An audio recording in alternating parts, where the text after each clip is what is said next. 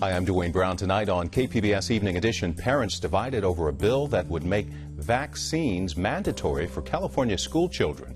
Coming up, the adults who question the safety of the vaccines. And I'm Peggy Pico. Also coming up,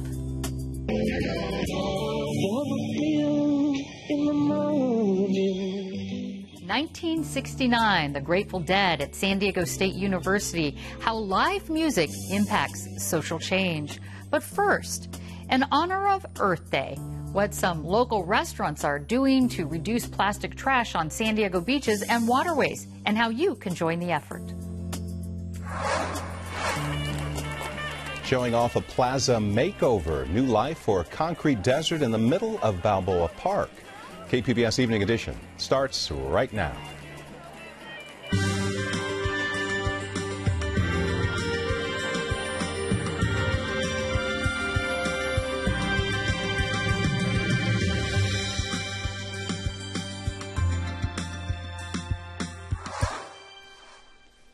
Hi, good evening. Thanks for joining us. A push to make sure all California school children have their vaccinations got a big boost today at the state capitol. A Senate committee approved a bill requiring all students be vaccinated. The proposal eliminates the state's current personal belief and religious exemptions. This means unvaccinated children would not be able to attend public or private schools.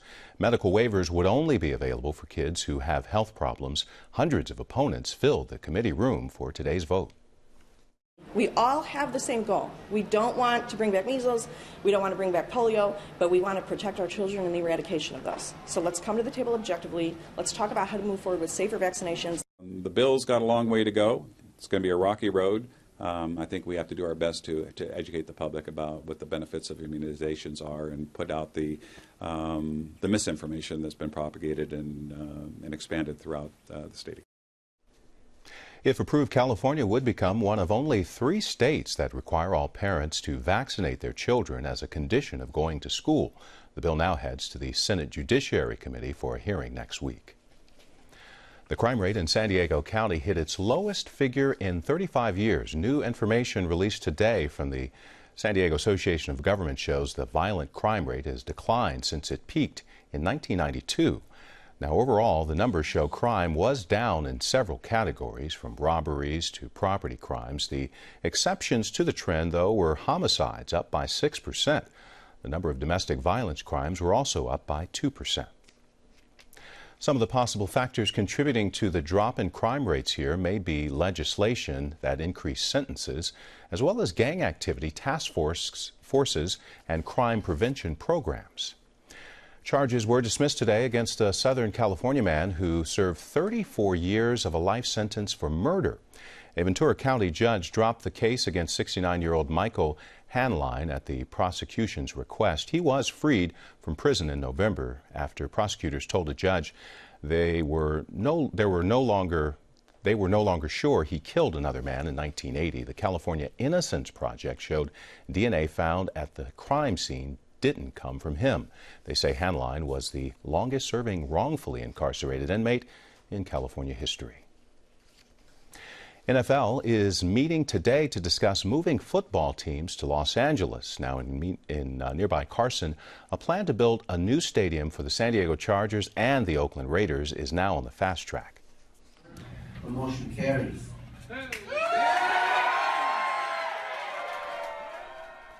As you can hear, a vote met with loud cheers last night as Carson City Council gave the green light to build a nearly $2 billion stadium backed by the Chargers and Raiders. Now, the Chargers' rush to L.A. comes from years of unsuccessful efforts here to get a new stadium in San Diego.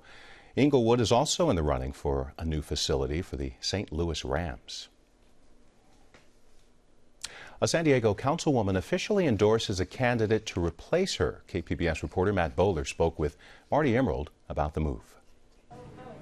Emerald announced last week she will not be seeking re-election and is now giving her support to her chief of staff turned candidate Ricardo Flores. Wednesday morning at the Ridgeview Community Gardens this morning, Emerald stumped for Flores, saying his experience working within the city council makes him the best candidate. He's the one who goes out and builds consensus. He's the one who does the behind-the-scenes work to get things done. He's built a great staff, and with any other candidate, all of that momentum will stop. Now, before Flores joined Emerald's office, he was a community representative in Congresswoman Susan Davis's office. He's trying to present himself as a candidate in touch with the District 9 community. It's the breadth of experience, number one, really working with the communities day to day, understanding their issues, understanding what their concerns are, understanding what their hopes are, their aspirations are. That's really important. Flores' only opponent at this time is attorney Araceli Martinez, and she declined to comment. However, the election is more than a year and a half away. Flores expects many people to throw their hat into the ring. Matt Bowler, KPBS News. It's taken a year and a half, but a study of San Diego's 5,000 miles of sidewalks is finally done. It found more than 70,000 cracks, uneven spots, and tree-damaged sidewalks. Councilman Mark Kersey says this kind of data will help the city know what areas need the most work. Previously, we were relying on constituents just calling us and complaining. And we're certainly happy to take those calls, but it's not a very comprehensive way of doing it, right? It's just based on what people see kind of anecdotally. The report found that in the next year, the city will only be able to fix about 10% of the 70,000 problems. It will go to the City Council's Infrastructure Committee tomorrow. A new survey finds Americans are ready to make more environmentally friendly choices, but cost is still a significant part of the equation. The online technology journal Clean Edge polled more than 1,700 adults. Almost 90% of them questioned say renewable energy is important to the nation's future. Half felt solar was the most important energy source. This is Earth Day, and Peggy Pico takes a look at what local businesses are doing and how you can reduce your plastic footprint. Tiny bits of plastic debris are a main component of the Great Pacific Garbage Patch. Joining me with tips on how to reduce plastic waste are my guests, Cynthia Kruger with San Diego's Surfriders Rise Above Plastics Committee, and Sharon Berry from Snooze Eatery in Hillcrest, one of San Diego's first restaurants to participate in the Ocean Friendly Restaurants campaign. And Cynthia, so what's the situation right now with plastic pollution on San Diego beaches and waterways? Well, last year alone, volunteers with San Diego Surfrider and Coastkeeper picked up over 200,000 pieces of trash off of San Diego's beaches, and more than 80% of those were pieces of plastic. And of course, that's just a small fraction of the amount of plastic that and pollution that ends up on our beaches and in the ocean, because we can only pick up some of it. And that's just what you picked up. Now, why are restaurants a key component to this Rise Above Plastics campaign? Well, a portion of the waste that ends up on the beaches comes from restaurants in the form of takeout containers, takeout bags, straws. Once it leaves the restaurant, it can find its way to our beaches. And what we want to do is go to the source, work with restaurants to put in ocean-friendly practices that are going to reduce the disposable plastic waste that they're producing. And we have a fine example of that, Sharon. How is Snooze actually participating? What are you actually doing there to be an ocean-friendly restaurant?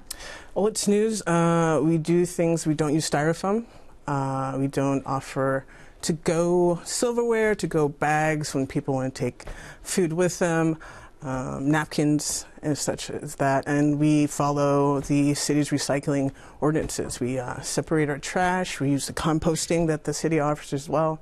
Our little bit to help out. Now, what kind of reaction are you getting from customers when they say, I want something to go? It's overall great. Our guests are our community, and so though things may seem a little weird, not having a straw or not presenting one, a brief explanation, and they're great, and they are happy to participate.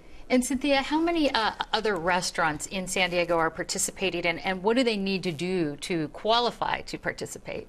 Well, we have just started the program. So right now we have 4 restaurants that are certified as ocean friendly.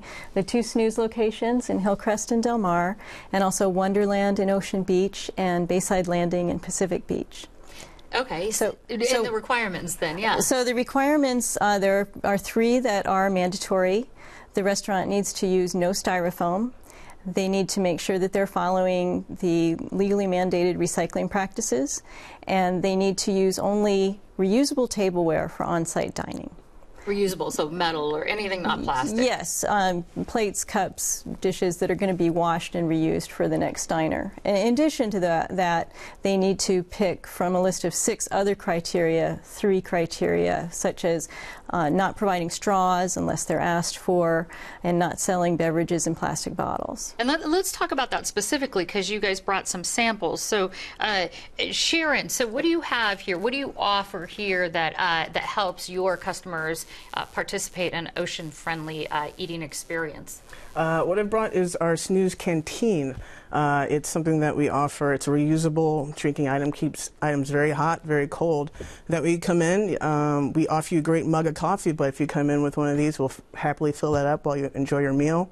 And that way it eliminates the reusable, and then also eliminates the amount of water that we're using to wash said cup as well. So. And that's kind of a tip, right? People Absolutely. can bring in their own, to all restaurants, Absolutely. right? Can you bring in your own canister to have your drinks in? Absolutely. We definitely encourage that, and it's appreciated. Sure. Yeah, it certainly helps. And Cynthia, how about here? You've brought some examples of takeaway containers that might be better than, let's say, the styrofoam. Yes, these products are ocean friendly. All of these particular ones are made out of cardboard or paper so that they will biodegrade in the landfill. They're also made from a renewable resource, and trees, instead of fossil fuels, which is where plastics come from. And what is your tip? You mentioned not having a straw when you order a drink. Do you have a couple other tips you can tell us when you go to a restaurant, even if it's not Snooze or one of the ocean-friendly restaurants, what you can do personally to make it better? Yeah, there are lots of things that diners can do when they go out to eat. We encourage you to visit the ocean-friendly restaurants, first of all. But then when you order a drink, ask for no straw, ask for no plastic lid if you're getting a coffee in a paper cup like this. If you're planning to have some leftovers, keep a reusable container in your car, and then you can bring that in and put your leftovers in that instead of getting a takeout container that may be styrofoam, depending on what restaurant you're visiting. Some absolutely great tips. Cynthia Kruger and Sharon Berry, thank you so much, and happy Earth Day. Happy Earth Day.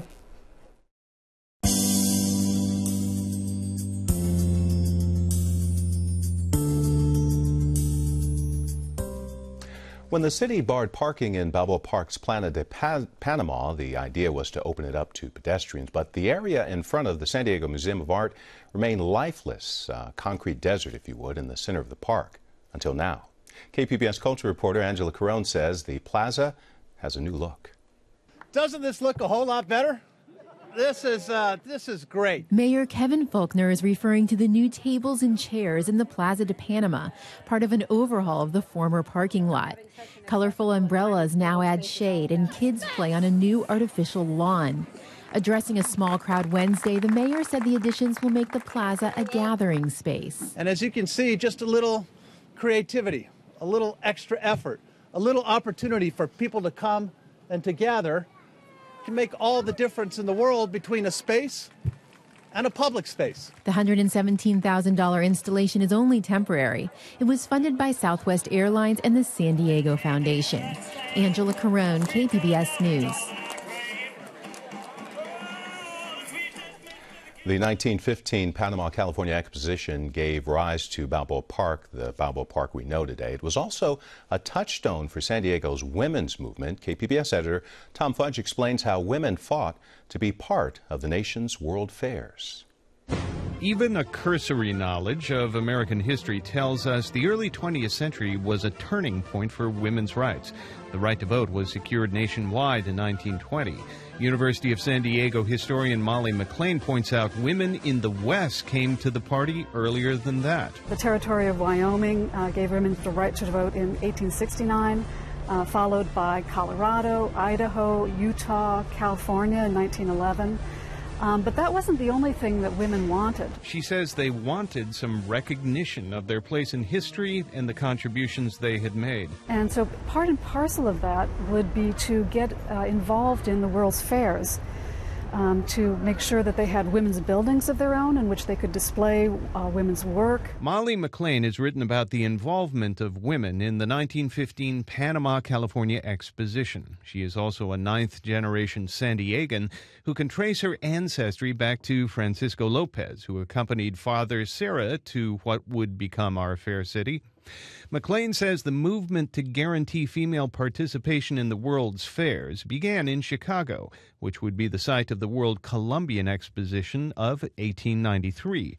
Women in Chicago lobbied Congress, which passed a remarkable piece of legislation. A provision that required any World's Fair receiving federal funding to include women, in fact, specifically to include a board of lady managers. Now, the influence of women on Balboa Park did not begin in 1915. In fact, back in the days when it was still called City Park, Kate Sessions opened a nursery there, which would become the foundation of her vision for an urban park that was beautifully landscaped and protected from private development.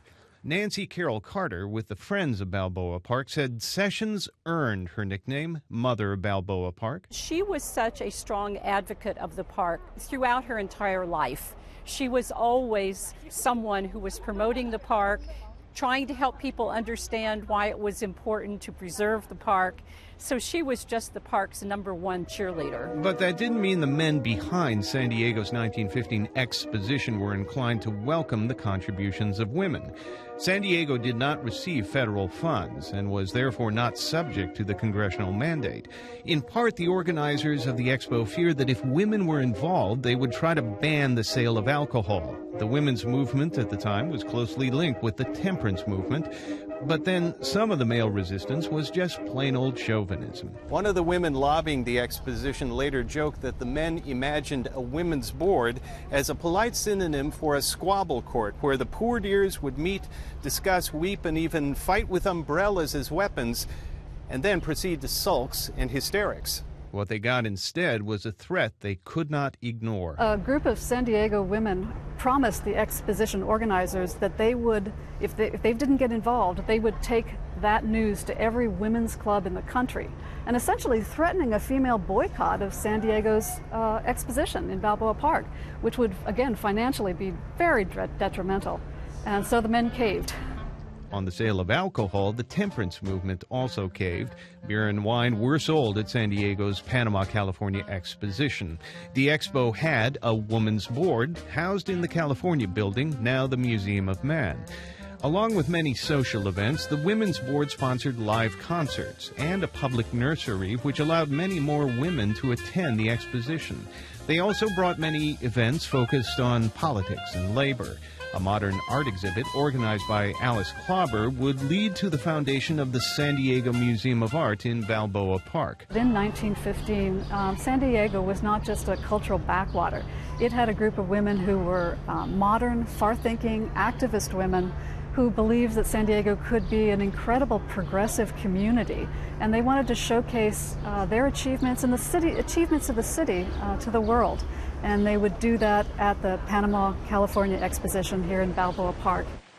Tom Fudge, KPBS News. KPBS video journalist Roland Lizarrando helped produce that story. You can find more stories about Balboa Park online at kpbs.org/Balboa Park. It is part of our year-long celebration on the heart of San Diego. I'm Gwen Eiffel on the next News Hour. When students speak up to prevent violent acts at school. That's Wednesday on the PBS News Hour.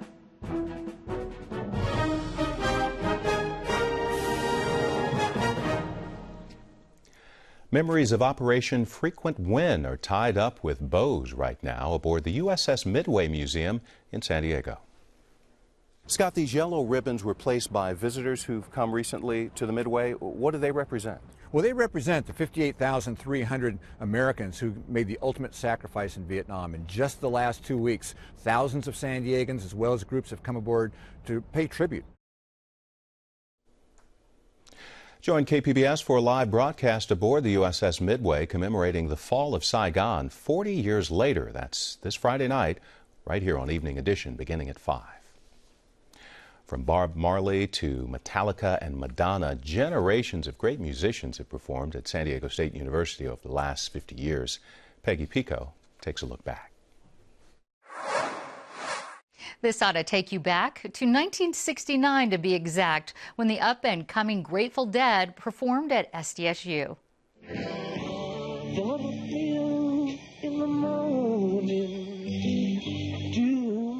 Joining me with a look at live music's influence on social change is my guest, SDSU anthropology professor and unofficial campus historian, Seth Malios. And Seth, what prompted you to dig into the history of live music at San Diego State? We were putting finishing touches on a book about San Diego State, and there was so much on live popular music that chapter kept getting bigger and bigger and bigger, and I realized, you know what? This is enough for its own book, and it ballooned into a 5-volume set. What are some of the most memorable performances in your mind, and what makes them stand out? It's so fun because they're great performances from each decade. In the 60s, you have Ella Fitzgerald, Bob Dylan, Joan Baez, all the way up to the Grateful Dead. In the 70s, you have the Ramones, Patti Smith. In the 80s, you have some amazing shows at the OAT, Madonna, Sting, Dire Straits, all the way up through the 2000s. That's what I like best about this project is we're not all experts on all music, but we sure know what we like. Certainly, and those are big headline names, but I understand not all the festivals went so well. I'm thinking about the Lollapalooza concert back at the Aztec Bowl back in 1994. What happened? Yeah, it was interesting because, first of all, you had a whole bunch of different genres at a singular show, and then secondly, the logistics were very difficult. At this one, they made the mistake of starting the music. They had so many bands before they had let the crowd in, which did two things. It upset the crowd, and it upset the bands as well.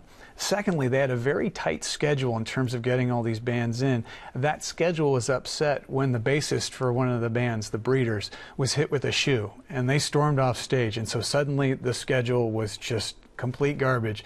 Fortunately, they were able to go to George Clinton of P-Funk, beg him to play an extra large set, which he was happy to do, and it got the show back on track. And in the end, some takeaways, I bet you, for San Diego State on how to do their future concerts. Yeah, and that's one of the funny things is through the years, there have been many bans on different kinds of music because of the way the crowd acted. There have been prohibitions on certain things. And what's nice is each time those bans are lifted because of public demand. Yeah, how was San Diego State able to pull in some of these great big names? It's a great question, and part of it is the location of San Diego. It's the perfect spot for bands trying to make it in Los Angeles. It becomes this dress rehearsal for some bigger shows. Also, it's a great spot to start and end your tour. If you're going around North America, being in the southwest quarter of San Diego makes sense. In addition, there are some very special people who were able to emphasize the importance of live music. Lou Curtis, for example, put together dozens of folk festivals, and he was largely responsible for big name acts coming to town. Well, before the Viejas Arena, musicians like Patti Smith, Tom Waits, the Ramones, as you mentioned, they played at a smaller place on campus called the Back Door. It's gone now, I understand. But what can you tell us about this Back Door? I love the Back Door for a bunch of reasons. First of all, this was an area that was just slated to be 2 extra lanes in the bowling alley. Then it was a coffee shop, and then they came up with the idea in the late 60s, hey, let's try live music out here. It had no furniture, a small stage, yet this was the signature venue. Over 800 shows. Sometimes bands would play twice a night, 4 times in a weekend, and that's where you got to see them trying out the material. People would be able to stand within 5 feet to REM, Talking Heads, these bands who would become signature artists of the decade, and this was their moment. The other thing I liked about the Back Door is they had open mic hoot nights. So this is generations before American Idol and all the other reality shows, where on Wednesday night you would come and just give it a shot. And in my mind, that's part of the college experience. We're all giving it a shot, whether it's with philosophy or music or science. In speaking about the college experience, you're doing a lecture tomorrow called Rock at State to talk about how music was a vehicle for social change on campus. Give us some examples of how it was a vehicle for that. My favorite one is when you look at what's going on in the 60s. Ella Fitzgerald comes to San Diego State. That was the first huge name act. This was 1961, and she played Peterson Gym. But in her contract rider, she specified if she saw any segregation going on in the performance, in the crowd, backstage, the food services, that she would not play and she would keep her $2,500 deposit. San Diego was very segregated at the time, And this was a landmark effect, and what we see is a bunch of big-name African-American artists play through the 60s. Ella Fitzgerald, Sammy Davis Jr., Harry Belafonte. And these artists paved the way for not only acceptance in white America, but being the front edge of artistic expression. Oh, so interesting. Anthropology professor Seth Malios, thank you so much. You're welcome. William Shakespeare's birthday is tomorrow, and this weekend, San Diego Shakespeare Society celebrates with its Students' Festival. KPBS art reporter Beth Accomando has this preview. We do declare this festival open! Every April for the past 9 years, the San Diego Shakespeare Society has celebrated the Bard's birthday with its delightful San Diego Student Shakespeare Festival. Lay on, Macduff, and Dansby him that first cries, hold enough! The event brings out hundreds of students from kindergarten to 12th grade to perform scenes from William Shakespeare's sonnets and plays. Students will perform 10-minute scenes on 5 stages along the Prado and Balboa Park, starting at 12:30 p.m. on Saturday. There will be more than 500 students from 30 schools, including 8 elementary schools, performing. The San Diego Shakespeare Society is a nonprofit organization that advocates teaching Shakespeare in elementary school and beyond because studies have shown that early exposure to Shakespeare can improve academic performance. The San Diego Student Shakespeare Festival is free, but the passion for Shakespeare is priceless. Give me your hands if we be friends, and Robin shall restore amends. Beth Accomando, KPBS News. You can find tonight's stories on our website, kpbs.org/evening edition. Thanks for joining us. You have a great night.